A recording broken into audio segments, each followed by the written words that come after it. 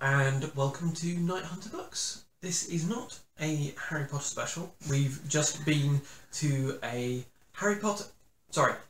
witchcraft and wizardry escape room, which is in fact not at all in any way related to Harry Potter, in case there's any lawyers watching. Which was really fun. Might have to do more of those. And quite nice finding one which we can walk to. We're now hauling all the books that we bought since, well, last time we did a haul. We've been relatively restrained for us in terms of book buying. Alas, we've also been pretty restrained in our book reading, so we're not necessarily gaining on the to-read pile, but one does what one can. So these were mostly opportunistic purchases of things that were on the Waterstones buy one get one half price offer. So you might keep seeing the same stickers. This is The End We Start From by Megan Hunter, which I think has only just recently been released in paperback.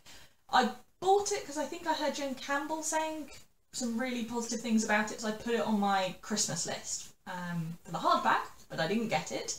So yes, was very excited to see this.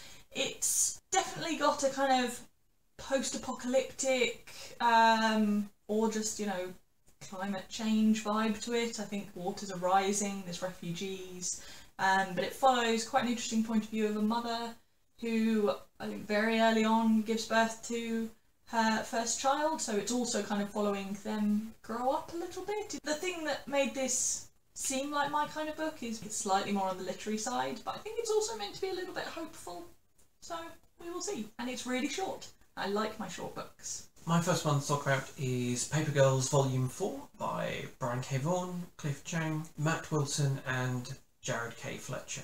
This is Volume 4 of an ongoing series following the time-hopping adventures of a group of paper delivery girls from the 1980s.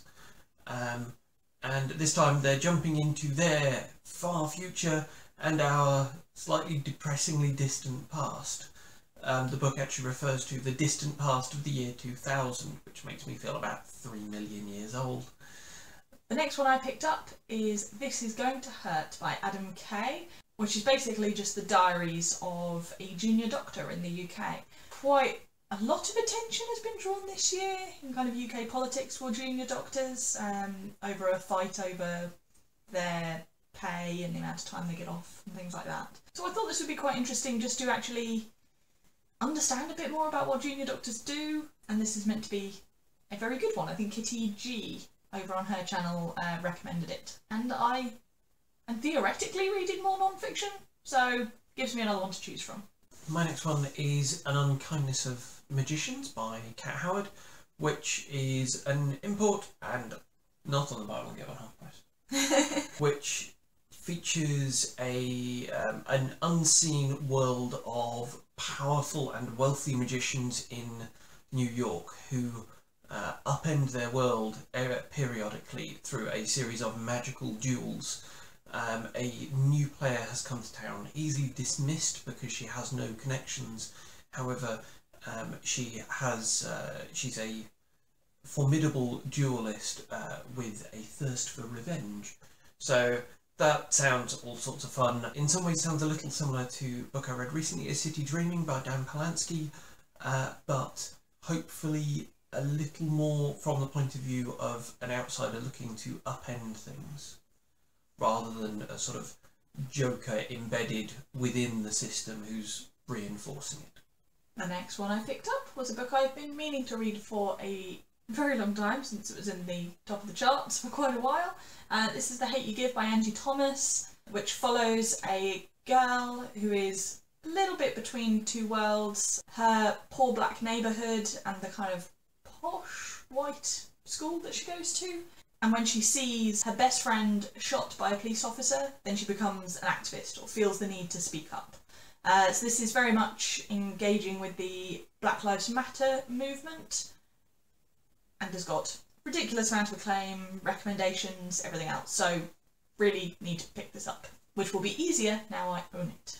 My next one is Djinn City by Saad Hossain, which was a bit of an impulse purchase, if I'm honest. I'm reasonably sure I've heard good things about it, but I couldn't tell you by who or from where.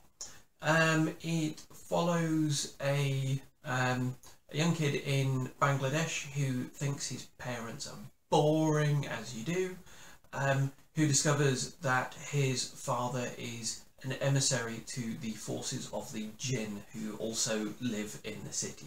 So maybe not that boring after all. Possibly not, no.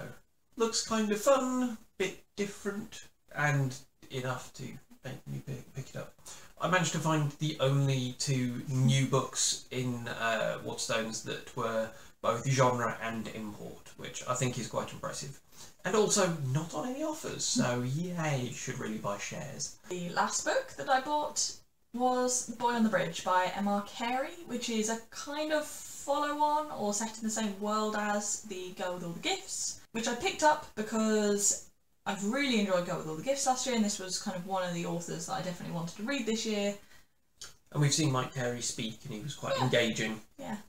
I'm just going to read the back of this briefly to give you an idea of what it's about without giving any spoilers of either this book or the other book. So, once upon a time in a land blighted by terror, there was a very clever boy. The people thought the boy could save them, so they opened their gates and sent him out into the world, to where the monsters lived. So, intriguing. Doing the yellows and oranges, you've got a lot of eye-bleedy books this month. I know, very colourful when they're all stood up together. If you've read any of those and would recommend us getting to them sooner rather than later, then do pipe up in the comments. I'm sorry we said we might do a wrap-up for the readathon. We've decided we will just do that as one wrap-up at the end of the month, so look out for that. Thank you for watching. We'll see you again soon.